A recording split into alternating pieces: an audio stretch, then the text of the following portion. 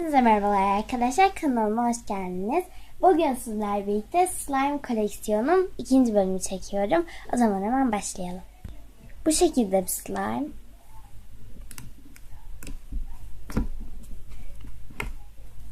Şöyle bazıları elime yapışabilir çünkü çok slime olduğu için hepsini bir günde açamam ve bu yüzden cıvıklaşmış olabiliyorlar bekledikçe. Evet, bu şekilde. Biraz rengi çok hoş. Çok hoşuma gidiyor bu slime.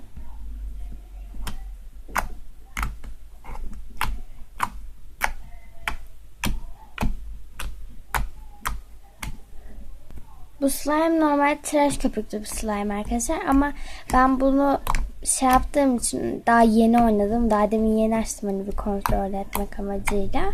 Bunu bir de 2 slime'ımı daha yeni açtım. O yüzden köpükleri indi.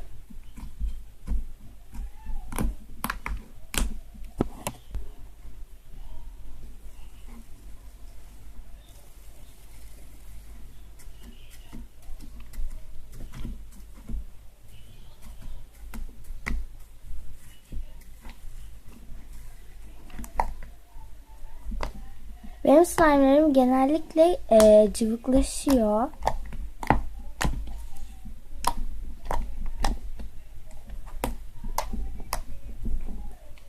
Görüyorsunuz.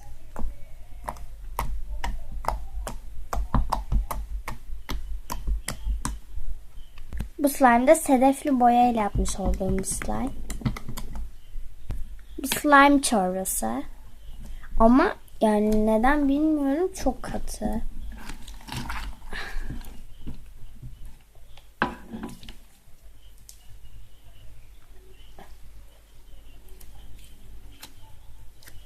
Sıcak suda döndü. Bunun hiçbir şey olmuyor işte.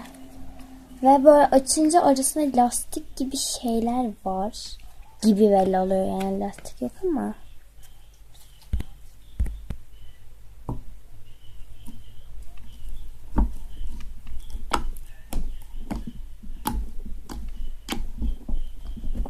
Evet. Bunu da çıkartalım. Bu da yine favorilerinden mavi sedefli slime. O yeşil çok güzel olmuştu. Bu arada bunda tıraş köpüğü de var. O yeşil çok güzel olmuştu. Bu arada bayağı yapışıyor. Neyse, ben bunu toparlarım. O yüzden mavisini yapmak istedim. Evet. Geldim. Bu slime çorbası.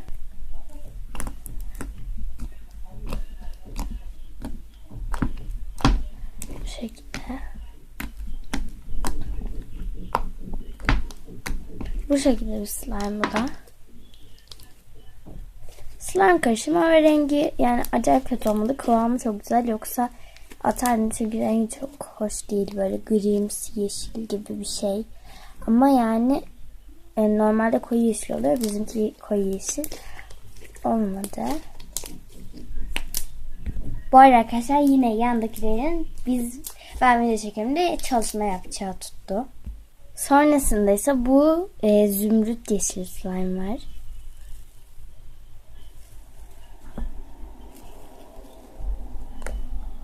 Bakın en dibine pullar var.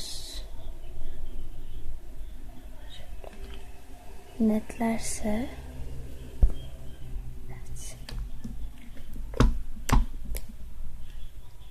Bu da yine klasik duş jelli ve tıraş köpüklü.